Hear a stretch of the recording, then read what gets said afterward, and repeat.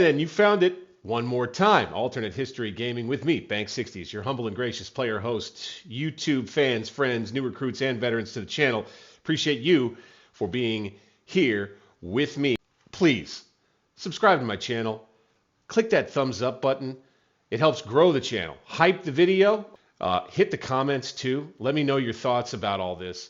Here, I'm going to show you why I love Scourge of War right here, right now. I'm going to show you why I love Scourge of War and pick it over Total War 10 times out of 10 if I'm picking, right? So you have the entire core over here.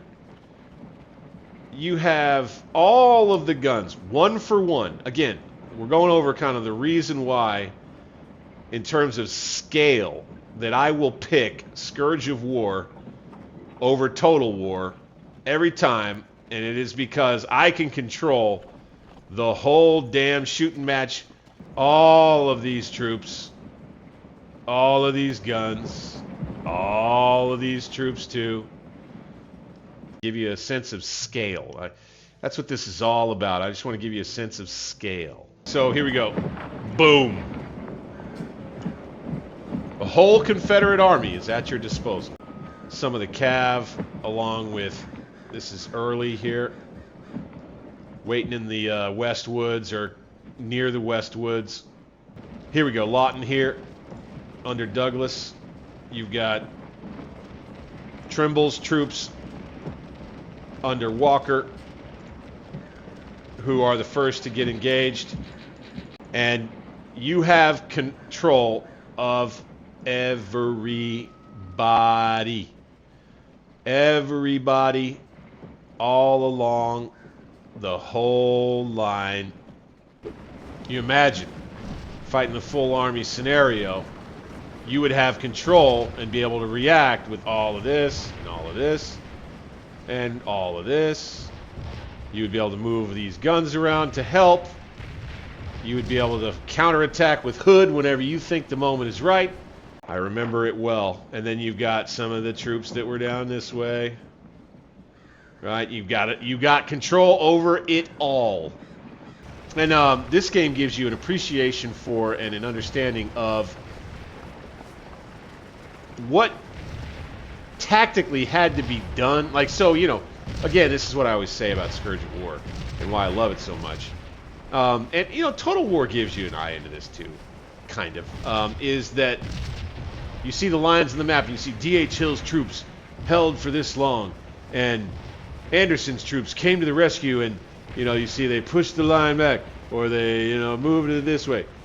This shows you all that goes into this happening, you know.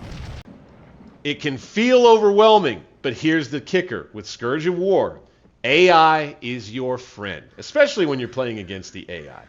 Perhaps less so in an army v army scenario in PvP.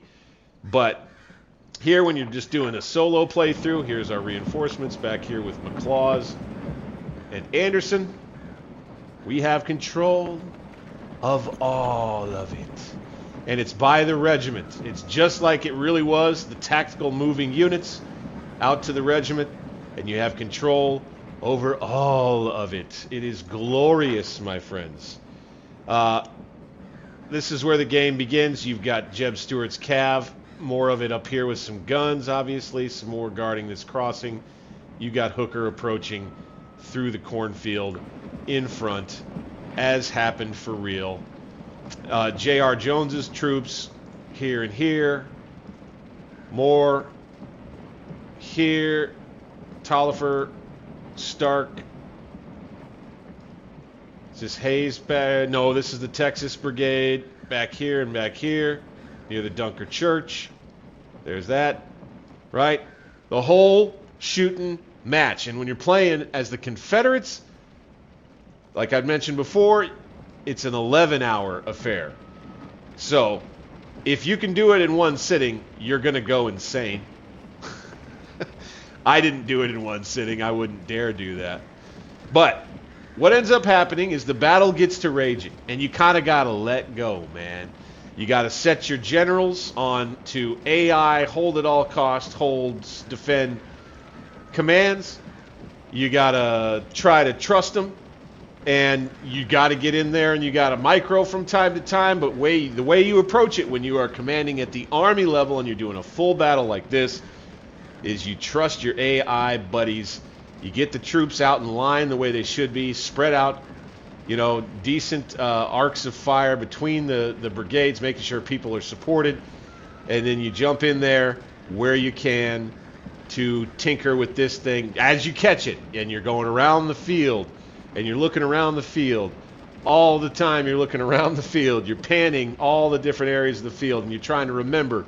You know, you've gone from one side. You've checked on how Lawton's doing. You get things kind of set the way that you think that they should be set for, you know, the next 5 minutes, because you might not be back for that long, depending. Especially once the fight gets into the middle of the day, in the early afternoon period, where you're fighting down near in Burnside's Bridge.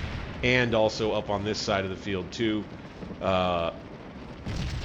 It's a lot of fun, man. I'm telling you, it's worth it to spend $12 on this sale price just to have the ability to play the 2 full army scenarios, which, as we've just learned by looking at this right here, right now, you don't have to win any of the other scenarios in order to play.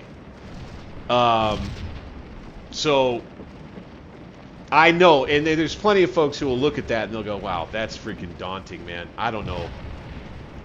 It's too much. It's too much. Each one of these guns is one gun, right? How are we gonna manage all that? How do you really expect us to manage all that? Well, I'll tell you this right now. If I can do it and come to an inconclusive result, as was the case in my playthrough in the old game, and as was the case in history, you can at least have that experience for yourself. And I gotta tell you, I could rave on and on and on about what the feeling was when I got to that 11-hour mark and fought the whole damn thing, from all of the regiments and all of the different places on the battlefield where there was combat.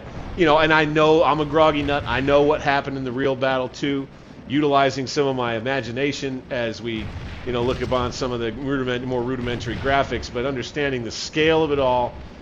I would go back and I would show you, but this whole area filled with devastation, all of this area here filled with devastation. You know, guns that are wrecked and corpses and people everywhere, and it was just back and forth, and just like it went in history, just differently, because we can't repeat history. It's alternate, right? Taxation. So sometimes they will be not so smart, and they'll get a little too close to the action, and they'll go get themselves killed. It doesn't happen every time, though. Take it from me. I've played enough full battles to know that it doesn't happen every time. And if you're paying good enough attention and you've got them on the right stance, and you come back and you check on their unit well often enough, you can usually keep all your brigade commanders safe. But as was the case in real, I mean, like take Pickett's charge for as an example. In a combat like that, in a combat like this right here, I don't know how many brigade commanders survived that. I don't think it was very many, though. I don't think through the battle, I think several brigade commanders got wounded or killed in the actual battle. You also got to kind of think about that too.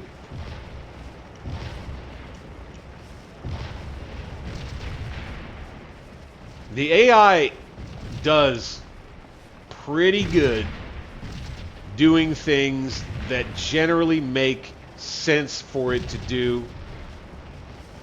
Sometimes, yeah, the general, for some reason... Now, often enough, by the way, here's what ends up happening plenty of the time to me. I get my generals killed without really even knowing it. right? I have kept them on TC. Like I had him taken off of TC, so I'll take this one off, right? And I'll put him in hold at all costs. Okay, and he'll get to do whatever it is that he thinks he should do. And then, you know, I'll have him take it off, and then I'll want to do something with him, and I'll put him on TC, and I'll move him over here, and I'll do this, you know, and then I'll move away from him again, and I won't have taken him off of TC yet. His whole brigade will get pushed back, and he'll still be standing here, and I'll come over and I'll wonder why he's in a position to get himself killed. And sure enough, it's because I kept him on TC and didn't give him the chance to make the decision, oh shit, I better get the hell out of here, and run to the rear or back towards his guys. Like that, I have gotten my generals killed on plenty of occasions without blaming the AI at all, because I made the mistake of not keeping track of TC on, TC off for said general. That's happened plenty of the time. So you see he's going to run over here. He's going to help his boys out over here. Now you see, that's the AI decided, boom, he's going to just stay right there. And he's also put himself into defend. Say, the AI commander took an initiative there, and he decided to change his own AI stance. That happens sometimes. I mean, they try to reflect what really, you cannot control everything, and I think the AI is smart enough. They do most of the right stuff. A lot of the time, once you get into actual frontline combat, what you want to do is take TC off of your generals so that they can run all around however they want, and then make sure you TC on all of your units and micro them and help protect the general if he gets himself in trouble. That's another thing that you can try to do. But I've rarely ever had it where an AI general, a general on AI in his own initiative, will just go running straight toward enemy troops and get himself killed. Like that, I can say has like never happened in my experience in the game. Sometimes the AI general will end up putting his regiments in weird spots. Like I've seen that. And you kind of like, what are you doing? And upon further review, often enough. So here's what AI generals won't do enough is order their troops to push forward to cover. That's one thing the AI generals don't do well enough. And that's where you got to go in, you got to Bob Ross it, you got to take control, you got to TC the regiment, and you got to get it on the cover so that you have that much better of a tactical situation going on there. That's one that I definitely noticed that is a shortcoming of your AI controlled generals. And then the other part is, again, so you'll have to understand, I come from it's a skill issue baseline mindset 100% of the time. That is my personal mindset about gaming. It is not the game's fault. It's something I'm not doing. It's some mistake that I have made. It is not the game being buggy. I would be the worst playtester in terms of reporting bugs ever. So if anybody were ever to look at me as being a candidate for doing any kind of work like that for them, like play test, testing the game, reporting bugs, I wouldn't report shit, because everything that was going wrong, I would blame myself for it and try to be like, well, what can I do to overcome that? So I'm probably the worst guy to talk to or commiserate with when it comes to, oh, here we go, got a charge coming. But yeah, I'm probably the worst guy to talk to when it comes to thinking of different ways that the game is letting you down, right? I just, does not compute. It's me. It's something I'm not doing. It's a skill issue. It's a skill issue. Thanks again, guys, for tuning in. I appreciate all of you. We continue to grow. We're up over 1,100 subscribers now. I always mention this pitch before I finish up the video. We're trying to hit 1,500 by the coming new year, so I'd appreciate your help there. Click the thumbs up button, leave a comment, let's get the conversation started about what might be coming next, man. You got to love this stuff. Thank you to Norbsoft Dev, of course, and his team that's working on Scourge of War for making this all possible. I appreciate all you guys, and we'll see you on the next one. I'm Bank 60s. Later.